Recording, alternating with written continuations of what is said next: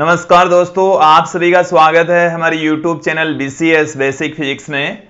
आज के इस वीडियो में हम कक्षा 11 जो NCERT की पाठ्य पुस्तक है उसके 7th चैप्टर को स्टार्ट करने जा रहे हैं। हमारे NCERT की जो पाठ्य पुस्तक है उसका 7th चैप्टर है कणों के निकाय एवं घूर्णी गति। देखिए, सिस्टम ऑफ पार्टिकल्स एवं एंड रोटेशनल मोशन, इसके बारे में हम अध्ययन करेंगे। अब आज के इस वीडियो में हम इस चैप्टर से रिलेटेड कुछ जो महत्वपूर्ण डेफिनेशंस हैं उसके बारे में यहां पर चर्चा करेंगे, आप लोगों के सामने अध्ययन करेंगे। तो सर्वप्रथम हम बात करते हैं कि इस चैप्टर में हम दृढ़ पिंड लेकर चलेंगे। हम जब पिंड या वस्तु कण की बात करेंगे तो वहां पर वो दृढ़ पिंड ही होगा। सर्वप्रथम हमें दृढ़ पिंड को परिभाषित करते हैं। दृढ़ पिंड होता क्या है? रिजिड बॉडी कहते हैं। दृढ़ पिंड क्या होता है समझ लेंगे।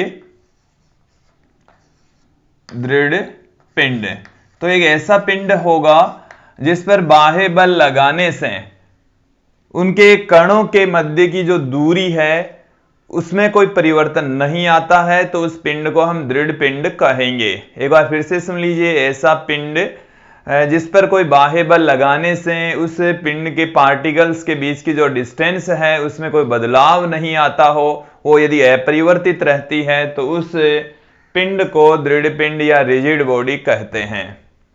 देखिए दोस्तों, ऐसा पूर्णतः दृढ़ पिंड इस ब्रह्मांड में नहीं पाया जाता। आदर्श दृढ़ पिंड पॉसिबल नहीं है, लेकिन हम जैसे पृथ्वी को दृढ़ पिंड मान सकते हैं। इसके साथ में लोहे की कोई बॉल यदि हम लेंगे या बिलियर्ड की गेंदें हम लेंगे, लोहे की या कोई स्टील की कोई छड़ हमारे पास में, तो उनको हम दृढ़ पिंड मानकर चलेंगे। यहां पर मैं आपको एक बात बता दूं कि यदि कोई ठोस होता है तो ठोस को दृढ़ पिंड माने या दृढ़ पिंड हो, यह कोई जरूरी नहीं है कि सभी ठोस दृढ़ पिंड हो, यह कोई आवश्यक नहीं है। दृढ़ पिंड का मतलब यही है कि बाह्य बल लगाने से उसके कणों के मध्य की जो डिस्टेंस है वो बदलनी नहीं चाहिए, उसके आकार और आकृति में कोई परिवर्तन नहीं आना चाहिए, तब तो वो जो बॉडी है, पिंड है, उसको हम दृढ़ पिंड कहेंगे। सभी ठोस दृढ़ पिंड नहीं हो सकते, ये एकदम क्लियर आप कर लेंगे। तो दृढ़ पिंड क्या है कि एक ऐसा पिंड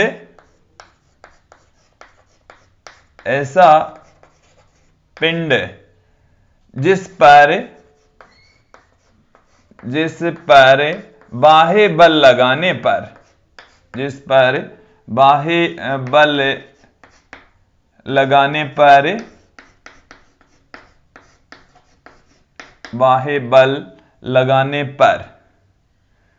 उसके कणों के मध्य की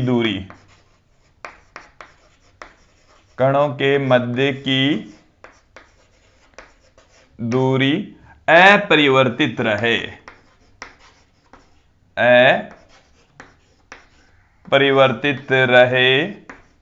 तो उस पिंड को हम दृढ़ पिंड कहेंगे। दृढ़ पिंड कहलाता है। दृढ़ पिंड कहलाता है।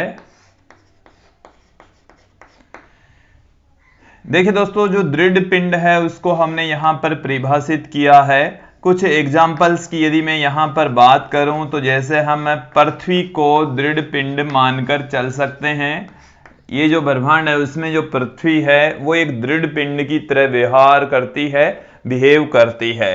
इसके साथ में बिलियर्ड की जो गेंदें हैं उसको हम दृढ़ पिंड मानकर चलेंगे। बिलियर्ड की गेंदों को हम दृढ़ पिंड मान सकते हैं। लोहे की कोई वस्तु हो, लोहे की वस्तु को भी हम दृढ़ पिंड मान सकते हैं। तो देखिए दोस्तों, जो दृढ़ पिंड है वो एक आदर्श दृढ़ पिंड पॉसिबल नहीं है, या हम कह सकते हैं आदर्श दृढ़ पिंड संभव नहीं है। आदर्श दृढ़ पिंड संभव नहीं है। इसका मतलब है कि कोई भी पिंड पूर्णतः दृढ़ पिंड नहीं हो सकता, अर्थात उसके ऊपर बल लगाने से उसके पार्टिकल्स की जो बीच की दूरी होती है वो न बदले, ऐसा पॉसिबल नहीं है। तो हम ये कह सकते हैं कि अर्थात कोई भी पिंड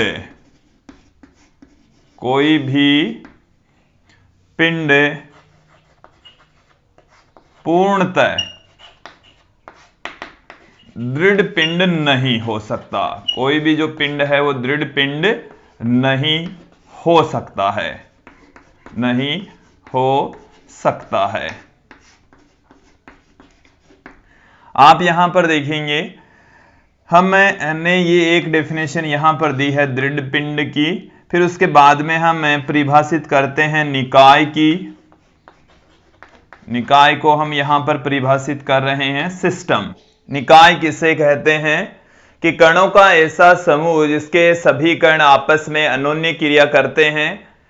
अनोन्य क्रिया का मतलब है उनके बीच में आकर्षण या प्रतिकर्षण बल काम करता है, तथा हम ये भी कह सकते हैं कि वो किसी घटना के अध्ययन के समय विचाराधीन हो, तो उस कणों का समूह ही निकाय कहलाता है। तो देखिए दोस्तों, इसकी डेफिनेशन क्या है। कणों का ऐसा समूह, कणों का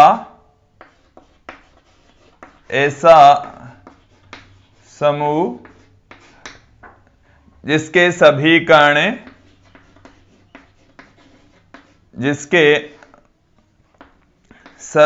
कण आपस में अनोन्य क्रिया करते हो, आपस में अनोन्य क्रिया करते हो तथा किसी घटना के अधीन, किसी घटना के अध्ययन के, किसी घटना के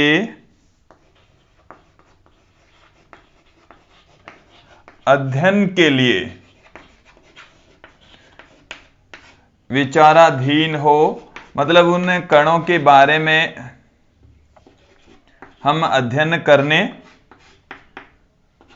हम उन कणों का अध्ययन कर रहे हो, तो अध्ययन के लिए विचाराधीन हो, तो उन कणों का जो समूह है उसको हम निकाय कहते हैं, निकाय कहलाता है।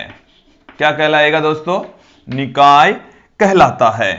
यदि किसी वस्तु का आकार उस वस्तु के द्वारा तय की गई दूरी की तुलना में बहुत छोटा होता है तो उस वस्तु को हम कण कह देंगे। इस ब्रह्मांड में हम पृथ्वी को भी कण मान सकते हैं, फुटबॉल के मैदान में फुटबॉल को भी कण माना जा सकता है। और कणों को हम यदि आकार और आकृति के आधार पर परिभाषित नहीं कर सकते, आकार कितना भी हो सकता है और आकृति किसी भी प्रकार की हो सकती है, कणों को हम उसके द्वारा तय की गई दूरी के आधार पर परिभाषित कर रहे हैं। यदि उसकी दूरी के आधार पर यदि उसका जो आकार है वो यदि छोटा है, आयाम यदि बड़ा, आकार छोटा है, तब उस वस्तु को हम कण कह देंगे। तो देखिए दोस्तों, क्या है इसकी डेफिनेशन। यहां से हम कण को परिभाषित कर रहे हैं कि किसी वस्तु का आकार, कि किसी वस्तु का आकार, किसी वस्तु का आकार वस्तु द्वारा तय की गई दूरी, वस्तु द्वारा तय की गई दूरी की तुलना में छोटा हो तो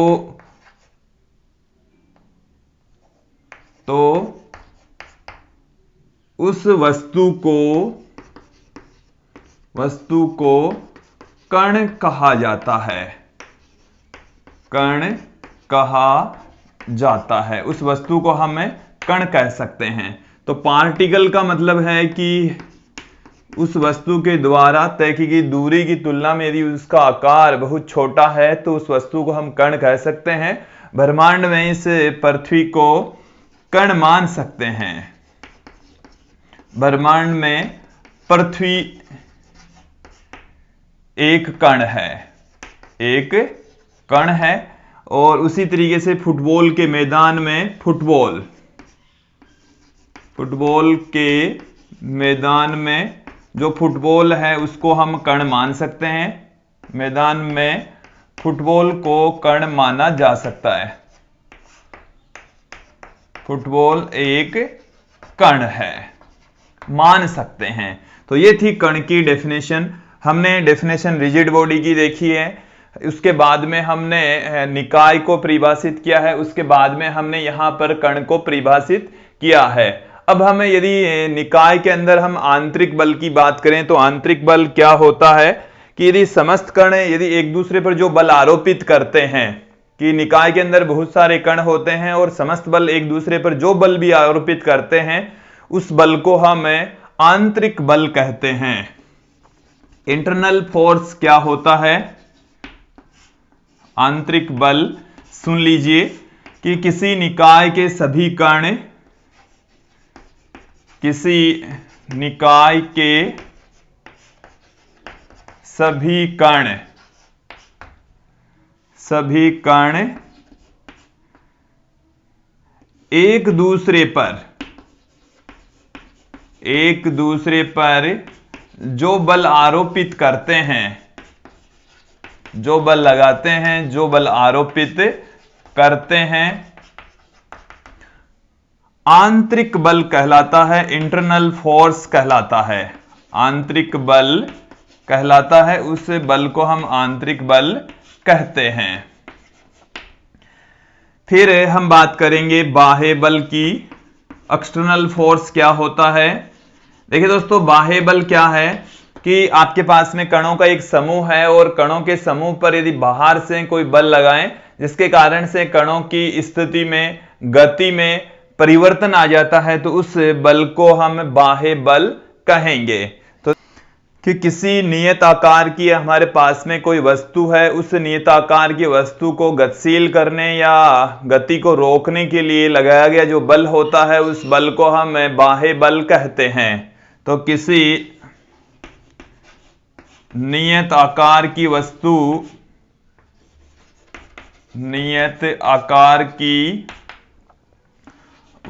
को गतिशील करने या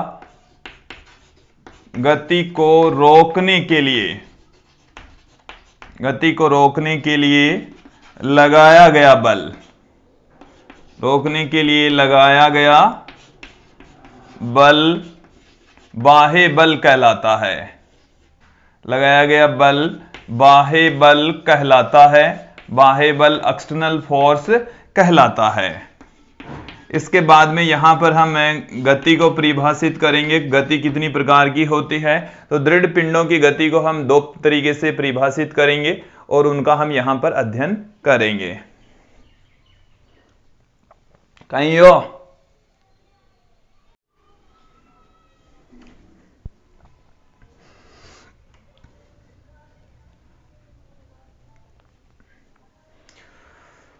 अब यहां पर हम गति को परिभाषित करेंगे। तो दृढ़ पिंड है, उसकी दो प्रकार की गति होती है। दृढ़ पिंड दो प्रकार की गति करते हैं। देखिए दोस्तों, हमने गति को पहले परिभाषित किया था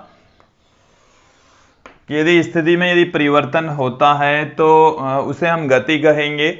और गति को हमने तीन प्रकार से परिभाषित किया था: स्थानांतरीय गति, कंपन गति और घूर्णन गति।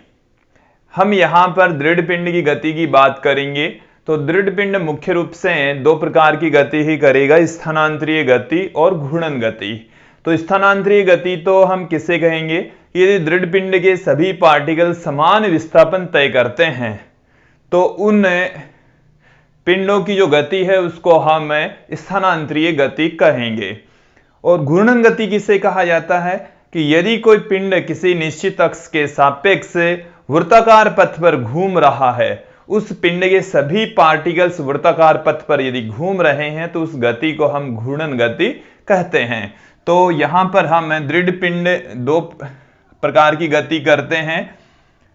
कौन कौन सी गति है? पहली जो गति है वो है स्थानांतरीय गति, ट्रांसलेशनल मोशन हम कहते हैं। किसे कहा जाता है? सुन लीजिए कि ऐसी गति जिसमें पिंड के सभी पार्टिकल्स, पिंड के सभी कण समान विस्थापन तय करें, समान विस्थापन तय करें। हम ये भी कह सकते हैं यहां पर जो पिंड के पार्टिकल्स हैं उनका पथ एक दूसरे के समांतर हो, या पिंड के सभी कणों का पथ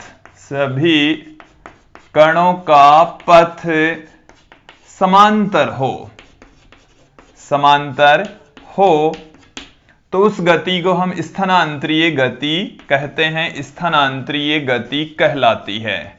स्थानांतरीय गति कहलाती है, ट्रांसलेशनल मोशन हम कहते हैं। यदि यहां पर हम ये कोई पार्टिकल ले लें और इस पार्टिकल की गति का यदि हम अध्ययन करें, तो यहां पर हम इस पार्टिकल के अंदर, ये हमारे पास में कोई बॉडी है, कोई पिंड है, इसका ये कोई कण है, ये कोई दूसरा कण, ये तीसरा कण, यदि इनकी गति के दौरान यदि इन तीनों कणों का जो पथ है वो यदि एक दूसरे के समांतर रहता है, हमने अलग अलग स्थिति दिखाई है पिंड की, उसमें हमने 3 कणों के पथ दिखाए हैं, यदि वो एक दूसरे के समांतर रहते हैं तो उस गति को हम स्थानांतरीय गति कहेंगे, स्थानांतरीय गति कहलाती है। ये हमारे पास में कोई पिंड है और इस पिंड के ऊपर हमने ये 3 पार्टिकल ले लिए हैं और तीनों पार्टिकल का यदि गति के दौरान पथ देखें तो वो पथ एक दूसरे के समांतर होता है, तो इस गति को हम स्थानांतरीय गति कहेंगे। स्थानांतरीय गति के बारे में हम अध्ययन कर चुके हैं। इस चैप्टर में हम घूर्णन गति के बारे में अध्ययन करेंगे। घूर्णन गति कहते किसे हैं? घूर्णन गति, रोटेशनल मोशन। रोटेशनल मोशन क्या होती है कि यदि कोई पिंड किसी निश्चित अक्ष के रेस्पेक्ट उस निश्चित अक्ष के चारों ओर घूम रहा है, वृत्ताकार पथ पर घूम रहा है, तो उस पिंड की जो गति है उसको हम घूर्णन गति कहेंगे। तो ऐसी गति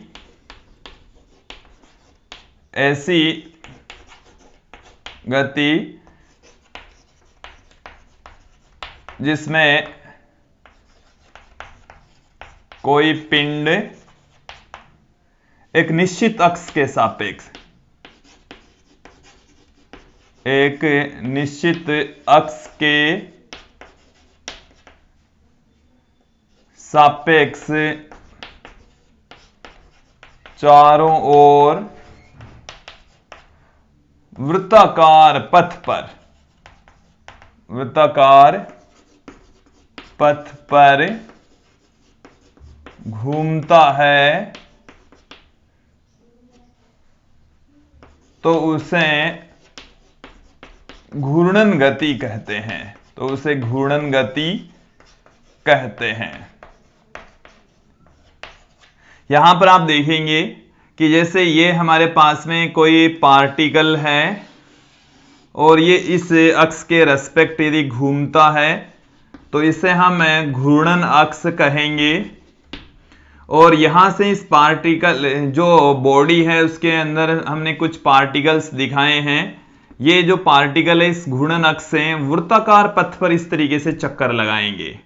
ये हमारे पास में कोई पार्टिकल है, ये पूरा का पूरा पिंड यदि घूम रहा है तो उसकी जो गति है, ये पिंड इस तरीके से यदि घूम रहा है तो इस पिंड की गति को हम घूर्णन गति कहेंगे। और घूर्णन गति के दौरान पिंड के सभी कण वृत्ताकार पथ पर चक्कर लगाते हैं। तो ये वाला जो कण है इस तरीके से वृत्ताकार पथ पर चक्कर लगाता है, इस अक्ष के रेस्पेक्ट लगाता है, ये इसकी घूर्णन अक्ष कहलाती है। ये क्या कहलाती है? अलग अलग कणों के वृत्ताकार पथों की जो त्रिज्याएं हैं वो अलग अलग होगी, लेकिन समान समय अंतराल में वो वृत्ताकार पथ को पूर्ण करते हैं, एक समान समय में पूरा चक्कर लगाते हैं।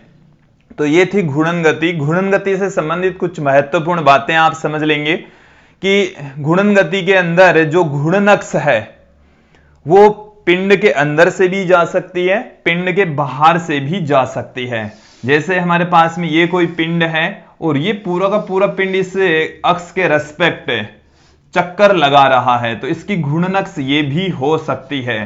तो घूर्णन अक्ष पिंड के अंदर से भी जा सकती है, बाहर से भी जा सकती है। यदि ये पिंड इसके चारों ओर इस तरीके से चक्कर लगा रहा है तो घूर्णन अक्ष इसके बाहर से है। यहां पर हमने दिखाया घूर्णन अक्ष इसके अंदर से मौजूद होती है। पिंड के सभी पार्टिकल्स वृत्ताकार पथ पर चक्कर लगाएंगे, उनकी त्रिज्याएं अलग अलग होगी, लेकिन वो समान समय अंतराल में, उनका जो आवर्तकाल है पूरा वृत्ताकार पथ को तय करने में लगा समय है वो एक समान होगा, समय अंतराल समान होगा। घूर्णन अक्ष के ऊपर मौजूद जो पार्टिकल्स हैं उनकी त्रिज्याएं शून्य होगी, मतलब उनका वृत्ताकार पथ नहीं होगा, अर्थात उनको हम स्थिर मान सकते हैं कि वो जो पार्टिकल्स होते हैं वो स्थिर होते हैं। घूर्णन अक्ष से संबंधित यहां पर आप देख लेंगे कि जो रेडियस है वो अलग अलग होती है और लेकिन समय अंतराल समान होता है। तो इनका जो रेखीय वेग होता है वो भिन्न भिन्न होता है, लेकिन जो कोणीय वेग होता है वो समान होता है, क्योंकि सभी कणों के द्वारा जो बनाया गया जो कोण है वो समान, समय समान। तो कोणीय वेग के पिंड के सभी पार्टिकल्स का कोणीय वेग तो समान होता है, कोणीय वेग तो दोस्तों समान होगा, लेकिन रेखीय वेग भिन्न भिन्न होगा, रेखीय वेग भिन्न भिन्न होगा। उसके पीछे रीजन ये है कि इनके द्वारा तय किए गए जो पथों की लंबाई है वो अलग अलग होती है। कोणीय वेग समान और रेखीय वेग भिन्न भिन्न होते हैं। तो ये थी घूर्णन गति, और हमने यहां पर देखी कणों के निकाय घूर्णन गति से संबंधित कुछ महत्वपूर्ण परिभाषाएं। आज के इस वीडियो में इतना ही। धन्यवाद दोस्तों।